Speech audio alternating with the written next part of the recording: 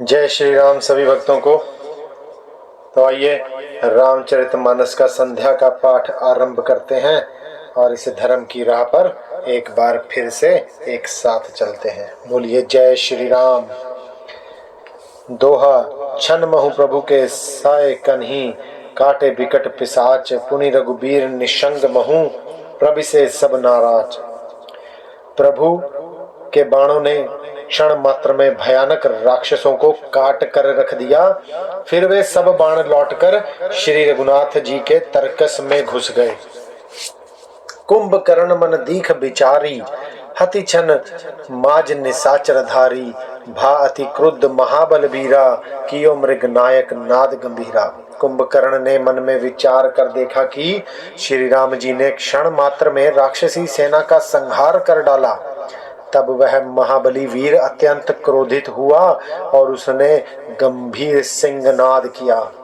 Copy Mahidhar लेहि उपारी, डारई जहाँ मरकट भट भारी, आवत देखी सैल प्रभु भारे, सरनह काटी रज समकरि डारे। वह क्रोध करके पर्वत उखाड़ लेता है और जहाँ भारी भारी वानर योद्धा होते हैं वहां डाल देता है। बड़े बड़े पर्वतों को आते देखकर प्रभु ने उनको बाणों से काटकर धूल के समान अर्थात चूर चूर कर डाला। पुनि धनु तानि कोपि रघुनायक, छाड़े अति कराल बहुसायक, तनु महु प्रभसी निसरी सर जाहि, जिमि दामिनी घन माज समाहि। फिर श्री रघुनाथ जी ने क्रोध करके धनुष को तान कर बहुत से अत्यंत भयानक बाण छोड़े। वे बाण कुंभकर्ण के शरीर में घुसकर पीछे से इस प्रकार निकल जाते हैं कि उनका पता नहीं चलता, जैसे बिजलियां बादल में समा जाती हैं। सोनित स्रतवत सोहतनकारे, जनु कज्जल गिरी गेरु पुनारे, बिकल बिलो की भालु कपिधाए, बेह सजब ही निकट कपि आए। उसके काले शरीर से रुधिर बहता हुआ ऐसी शोभा देता है मानो काजल के पर्वत से गेरू के पनाले बह रहे हों। उसे व्याकुल देखकर रीछ वानर दौड़े, वे ज्यों ही निकट आए त्यों ही वह हंसा। दोहा महानाद करी गर्जा कोटि, कोटि गही कीस, मही पटकई गज राज इव, शपथ करई 10 शीस। वह बड़ा घोर शब्द करके गरजा तथा करोड़ करोड़ वानरों को पकड़कर वह गजराज की तरह उन्हें पृथ्वी पर पटकने लगा और रावण की दुहाई देने लगा। भागे भालू बलि मुख जूथा, ब्रिकु बिलोक जिमि मेषु बरूथा, चले भागी कपि भालू भवानी, बिकल पुकारत आरत बानी। यह देखकर रीछ वानरों के झुंड ऐसे भागे जैसे भेड़ियों को देखकर भेड़ों के झुंड। शिव जी कहते हैं, हे भवानी, वानर भालू व्याकुल होकर आर्तवाणी से पुकारते हुए भाग चले। यह निश्चर दुकाल सम अहई, कपिकुल देश परन सब चहई, कृपा बारिधर राम खरारी, पाही पाही प्रणतार तहारी। वे कहने लगे, यह राक्षस दुर्भिक्ष के समान है जो अब वानर कुल रूपी देश में पड़ना चाहता है। हे कृपा रूपी जल के धारण करने वाले मेघ रूप श्री राम, हे खर के शत्रु, हे शरणागत के दुख हरने वाले, रक्षा कीजिए रक्षा कीजिए। सकरुन बचन सुनत भगवाना, चले सुधारी सरासन बाना, राम सेन निज पाछे घाली, चले सकोप महाबलशाली। करुणा भरे वचन सुनते ही भगवान धनुष बाण सुधार कर चले। महाबलशाली श्री राम जी ने सेना को अपने पीछे कर लिया और वे अकेले क्रोध पूर्वक चले अर्थात आगे बढ़े। खैंची धनुष सर सत संधाने, छूटे तीर शरीर समाने, लागत सर धावा रिस भारा, कुधर डगमगत डोलित धारा। उन्होंने धनुष को खींचकर 100 बाण संधान किए। बाण छूटे और उसके शरीर में समा गए। बाणों के लगते ही वह क्रोध में भरकर दौड़ा। उसके दौड़ने से पर्वत डगमगाने लगे और पृथ्वी हिलने लगी। लीन एक ते ही सैल उपाटी, रघुकुल तिलक भुजा सोई काटी, धावा बाम बाहु गिरिधारी, प्रभु सोऊ भुजा काटी मही पारी। उसने एक पर्वत उखाड़ लिया। रघुकुल तिलक श्री राम जी ने उसकी वह भुजा ही काट दी।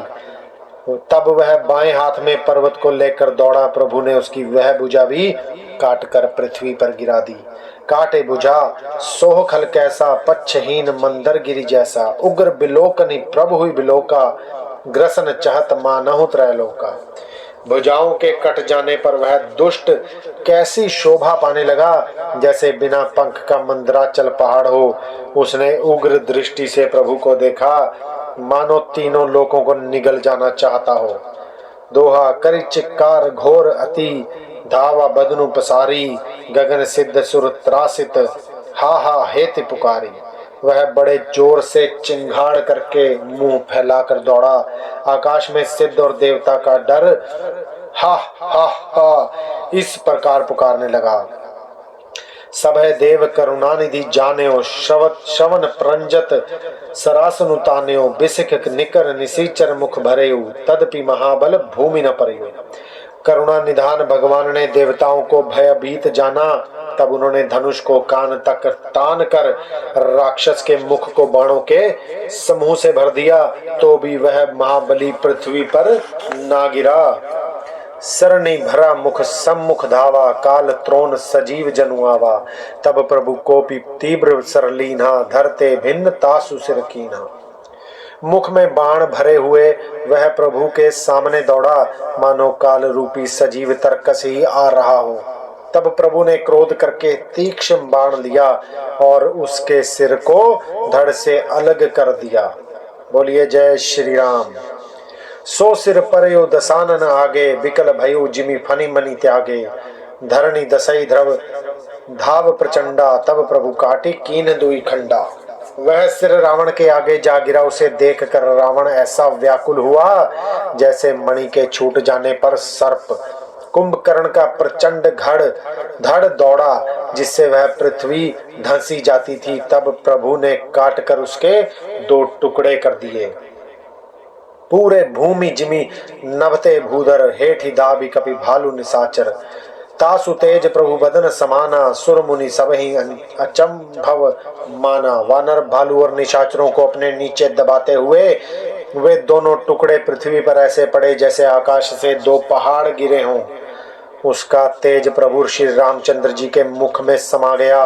यह देखकर देवता और मुनि सभी ने आश्चर्य माना। सुर दुदुम्बी बजावहीं हर्षहीं, अस्तुति करहीं सुमन बहु बरसहीं। करि विनती सुर सकल सिधाए, ते ही समय देव ऋषि आए। देवता नगाड़े बजाते हर्षित होते और स्तुति करते बहुत से फूल बरसा रहे हैं। विनती करके सब देवता चले गए। उसी समय देव ऋषि नारद आए।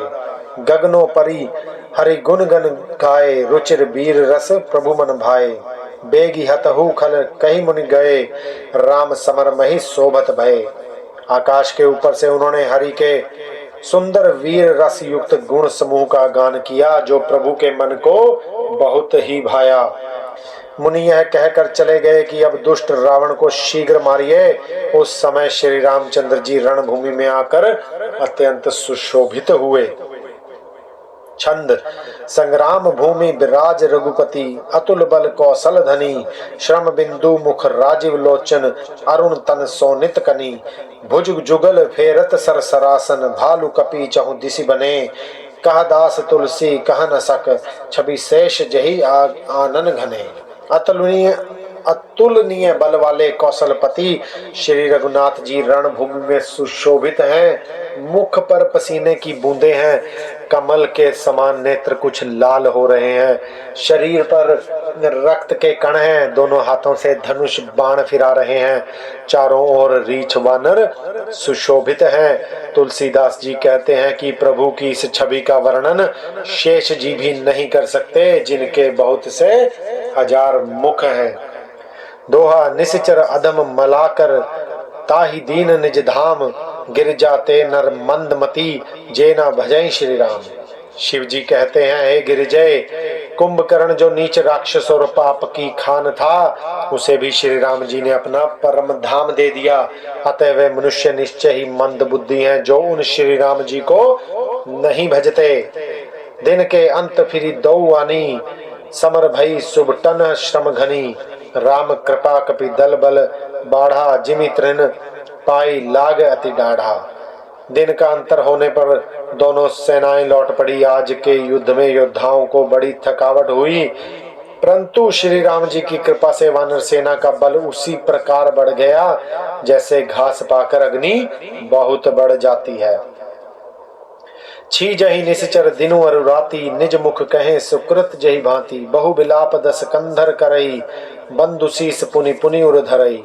उधर राक्षस दिन रात इस प्रकार घटते जा रहे हैं जिस प्रकार अपने ही मुख से कहने पर पुण्य घट जाते हैं। रावण बहुत विलाप कर रहा है, बार बार भाई अर्थात कुंभकर्ण का सिर कलेजे से लगाता है। रो वही नारी हृदय हति पानी, तासु तेज बल विपुल बखानी। मेघनाथ तही अवसर आयो, कही कहू कथा पिता समझायो। स्त्रियां उसके बड़े भारी तेज और बल को बखान करके हाथों से छाती पीट पीट कर रो रही हैं। उसी समय मेघनाथ आया और उसने बहुत सी कथाएं कहकर पिता को समझाया। देखो काली मोरी मनुसाई, अब ही बहुत का करो बढ़ाई। इष्ट देव से बल रथ पायो, सो बल तात न तो ही दिखायो। और कहा कल मेरा पुरुषार्थ देखिएगा, अभी बहुत बड़ाई क्या करूं। हे तात, मैंने अपने इष्ट देव से जो बल और रथ पाया था वह बल और रथ अब तक आपको नहीं दिखलाया था। यही विधि जलपत भय बिहाना, चहु दुआर लागे कपिनाना। इत कपि भालु काल समबीरा, उत रजनीचर अतिरन धीरा। इस प्रकार डींगे मारते हुए सवेरा हो गया। लंका के चारों दरवाजों पर बहुत से वानर आ डटे। इधर काल के समार वीर वानर भालू और उधर अत्यंत रणधीर राक्षस। लरहि सुभट निज निज जय हेतु, बरणी न जाय समर खग केतु। दोनों ओर के योद्धा अपनी अपनी जय के लिए लड़ रहे हैं। हे गरुड़, उनके युद्ध का वर्णन नहीं किया जा सकता। दोहा मेघनाथ मायामय रथ, चढ़ी गयो आकाश। गरजयो अट्टहास करी, भय कपिकट कही त्रास। मेघनाथ उसी पूर्वोक्त माया मय रथ पर चढ़कर आकाश में चला गया और अट्टहास करके गरजा, जिससे वानरों की सेना में भय छा गया। शक्ति शूल तरवारी कृपाना, अस्त्र शस्त्र कलि सायुध नाना। डारई परसु परिग पाशाना, लागे वृष्टि करे बहु न पाना। वह शक्ति शूल तलवार कृपाण आदि अस्त्र शस्त्र एवं वज्र आदि बहुत से आयुध चलाने तथा फरसे परिग पत्थर आदि डालने और बहुत से बाणों की वर्षा करने लगा। 10 दिशि रहे बान नभ छाई, मानहु मघा मेघ झरी लाई। धरु धरु मारु सुनई धुनि काना, जो मारई तही को न जाना। आकाश में 10 दिशाओं में बाण छा गए, मानो मघा नक्षत्र के बादलों ने झड़ी लगा दी हो। पकड़ो पकड़ो मारो, ये शब्द कानों से सुनाई पड़ते हैं, पर जो मार रहा है उसे कोई नहीं जान पाता। गही गिरी तरु आकाश कपि धावहीं, देखहीं ते ही न दुखित फिर आवहीं। अवघट घाट बाट गिरी कंदर, माया बल कीन्हे सी सरपंजर। पर्वत और वृक्षों को लेकर वानर आकाश में दौड़ कर जाते हैं, पर उसे देख नहीं पाते। इससे दुखी होकर लौट आते हैं। मेघनाथ ने माया के बल से अटपटी घाटियों, रास्तों और पर्वत कंदराओं को बाणों के पिंजरे बना दिए, अर्थात बाणों से छा दिया। जाहि कहाँ व्याकुल भय बंदर, सुरपति बंदी परे जनु बंदर।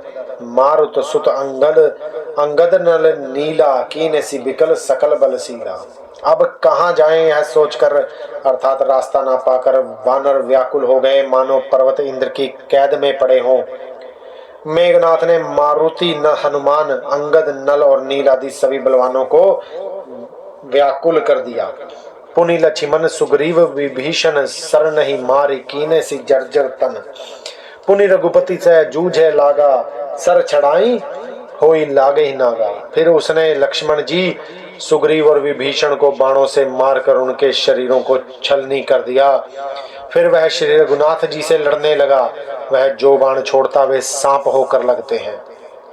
ब्याल पास बस भय खरारी, स्वबस अनंत एक अभिकारी।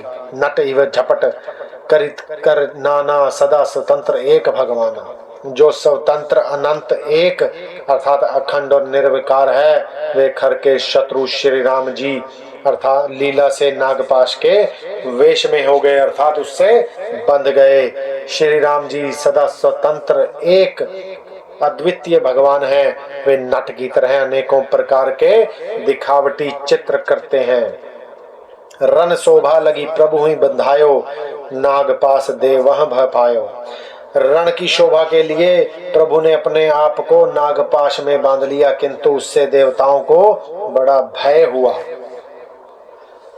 तो संध्या के पाठ को हम आज यहीं पर विश्राम देंगे और कल सुबह को आप लोगों से फिर से मुलाकात होगी। तब तक अपना बहुत ध्यान रखिए, राम नाम जपते रहिए और इस धर्म की राह पर आप भी चलिए और दूसरे लोगों को भी अपने साथ जोड़िए। बोलिए जय श्री राम।